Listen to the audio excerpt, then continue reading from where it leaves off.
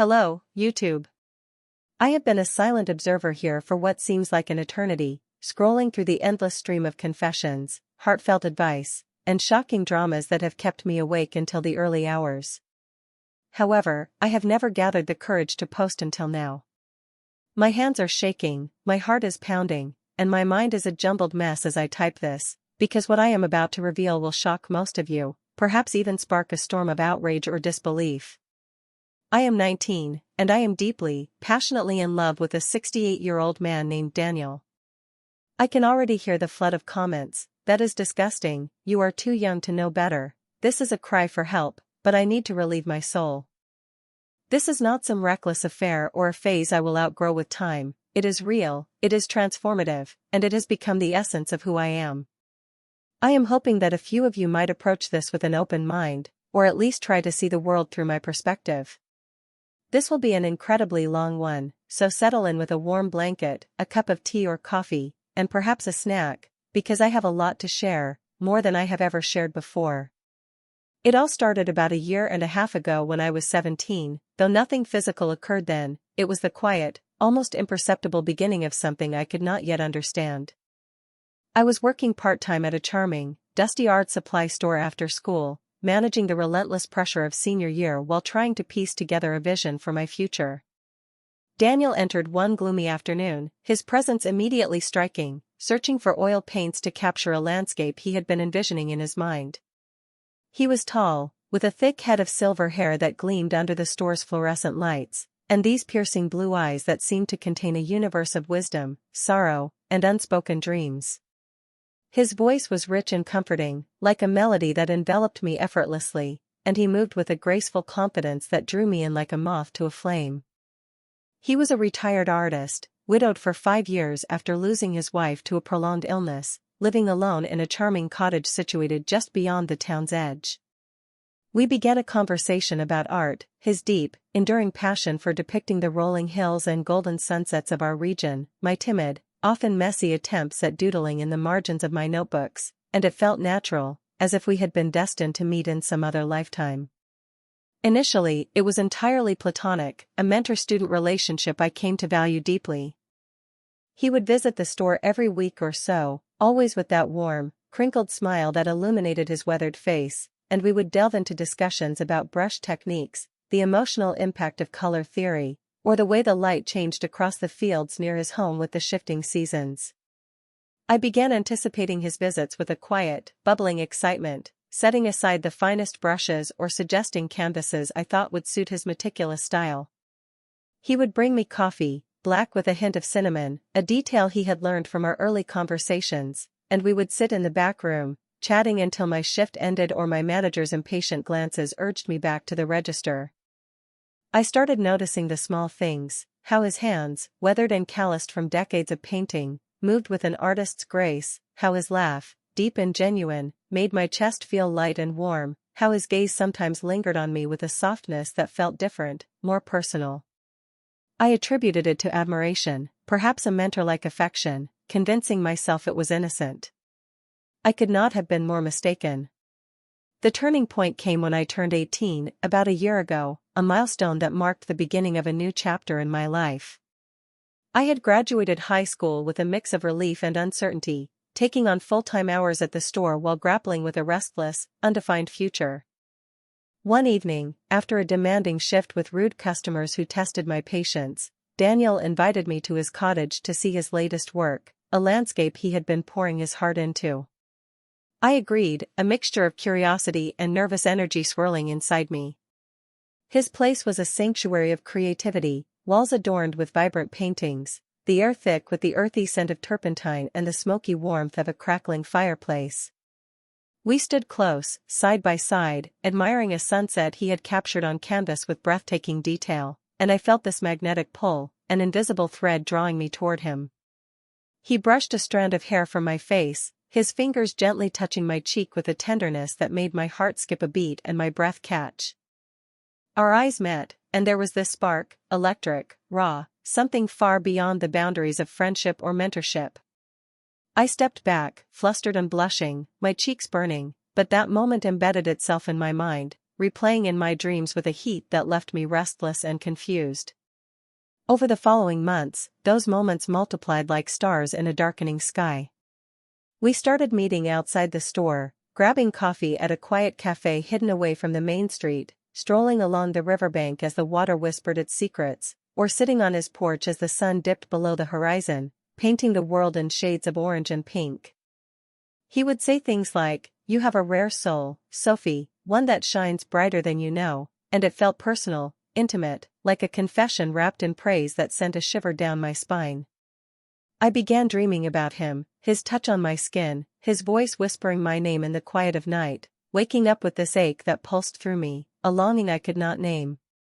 I was 18, he was 67, and I knew society would label it wrong, a scandal waiting to erupt, but my heart was deaf to those warnings, beating only for the connection we shared.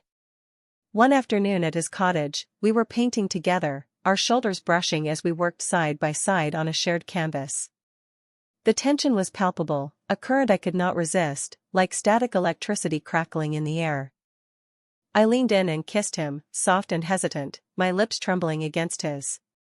He froze, his breath catching, then kissed me back, just for a moment, before pulling away. "Sophie, this is dangerous territory," he said, his voice rough with emotion and restraint.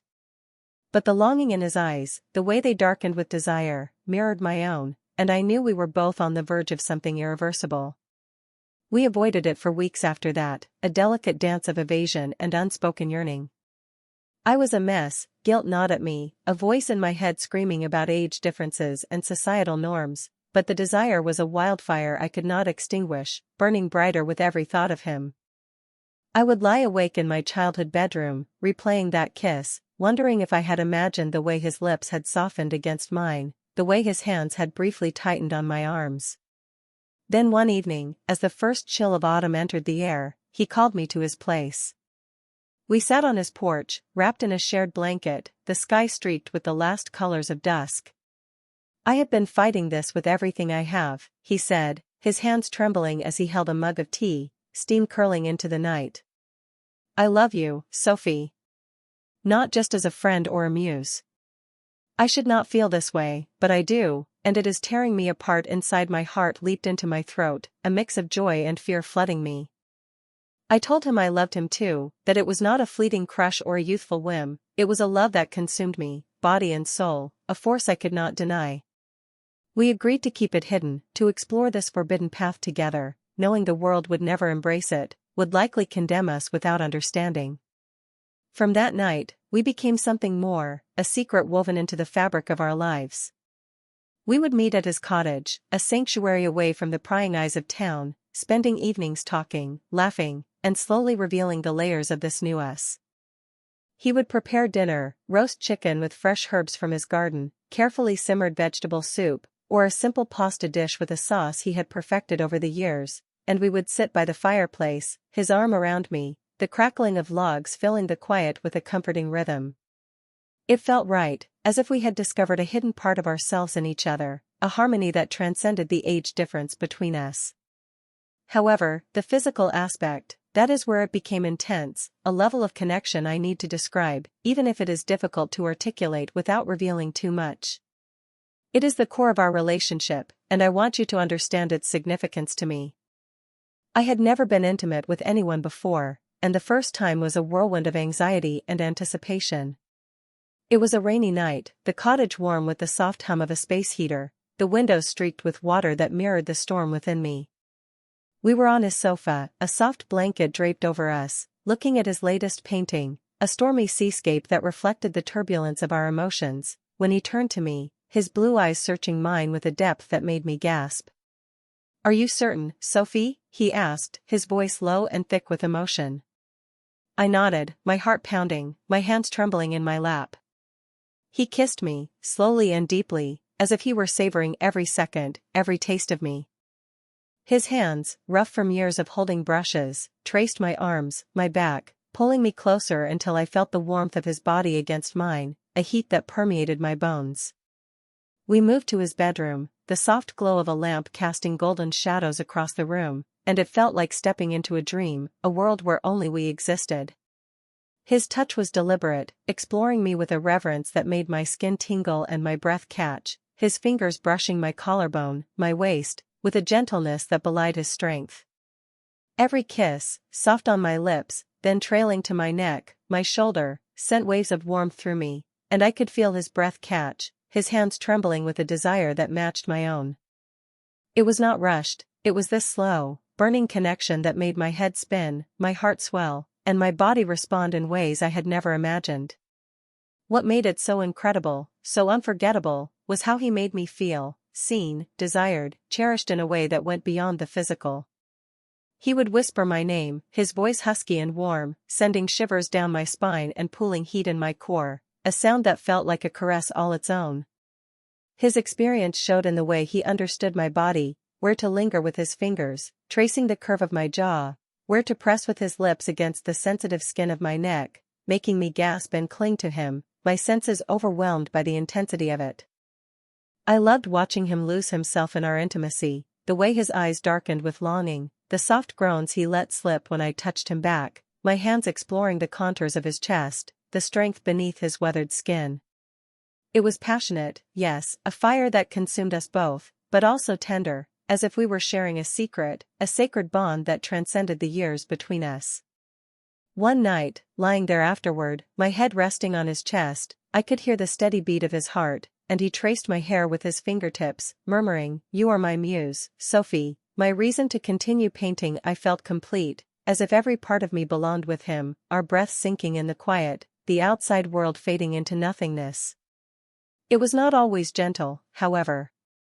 Sometimes the desire flared with a fierceness that caught us both by surprise, a wildfire that demanded to be satisfied.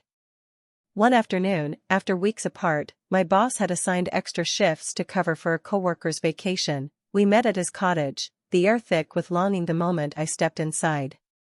The door had barely closed before we were kissing, urgent and wild, his hands tangling in my hair, pulling me close as if he could not bear even an inch of distance between us. I felt his strength, the way he pressed his body against mine, his breath hot and ragged against my ear, igniting a hunger I did not know I possessed. My fingers dug into his back, clutching at his shirt, and we moved together with this raw, electric energy, our bodies finding a rhythm that felt primal yet perfectly in sync. The kitchen table creaked as he lifted me onto it, his hands gripping my hips with a possessiveness that made my head spin, the cold wood a sharp contrast to the heat of his touch, driving me wild with every movement. We collapsed afterward, breathless and laughing, tangled on the floor amidst scattered paintbrushes and a spilled mug of cold coffee, and I felt alive in a way I had never known before. Even in those heated, almost desperate moments, there was this underlying current of love, of care, that elevated it beyond mere passion, grounding us in something deeper. Another time, during a late summer evening, we were on his porch, the air warm and heavy with the scent of blooming jasmine. We had been watching fireflies dance in the twilight, their soft glow mirroring the sparks between us, when the tension built to a breaking point. He pulled me into his lap, his arms strong around me, and kissed me with a hunger that made my head spin, a need that echoed my own. His hands slid under my shirt, rough palms against the smooth skin of my back, and I straddled him, feeling his heat through the thin fabric of our clothes. It was intense, messy, our breaths mingling in sharp, desperate gasps as we moved together, the old wooden chair creaking beneath us. His lips found my neck, my collarbone, trailing fire across my skin, and I arched into him, lost in the sensation, my fingers gripping his shoulders. Afterward, we lay there, sweaty and spent, the fireflies still blinking around us like silent witnesses, and I rested my head on his shoulder, feeling like we had claimed a piece of eternity in that fleeting moment. The world did not see it our way, however, and the backlash was swift and brutal. My friends noticed I was secretive, pressing me until I let slip a hint about Daniel. They called it strange, some stopped texting, others judged me with cold stares or whispered accusations. My mom found out when she saw a text from him on my phone during a rare family dinner. She was furious, her voice shaking as she called it a betrayal, a waste of my youth. She kicked me out that night, and my younger brother, confused and hurt, will not speak to me now, his silence a wound that stings daily. Daniel's old art friends heard rumors through the town's gossip mill and distanced themselves, leaving him isolated in a community that once celebrated his work. It has been a lonely, isolating journey, but we hold on to each other, our love a lifeline in the storm. He worries, late at night when the fire dies down, confessing his guilt with a voice thick with emotion. "You should be with someone your age, Sophie, living the life you deserve," he would say, his eyes glistening with unshed tears. I would kiss him, my own tears falling, and tell him, "You are my life, Daniel. You make me feel seen, alive, more than anyone ever could," and I meant it. His age brought a wisdom, a patience, a depth that made our love richer, more vibrant than anything I had ever dreamed. We have had beautiful moments to cling to, memories that sustain us through the darkness.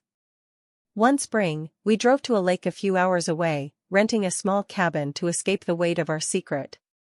We would kayak in the mornings, the water calm and reflective, his laughter echoing over the surface as we splashed each other like carefree children.